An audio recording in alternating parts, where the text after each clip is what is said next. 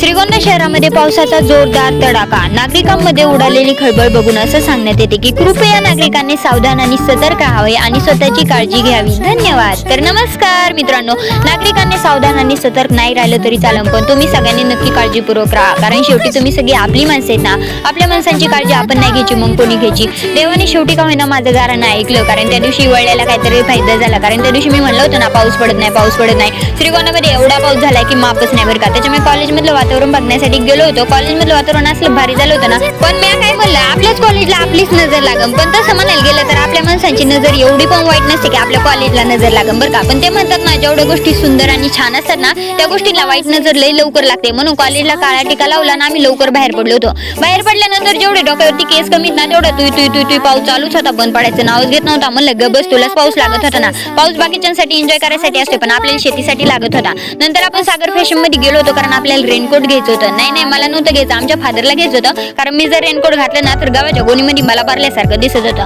finally mummy त्यांचा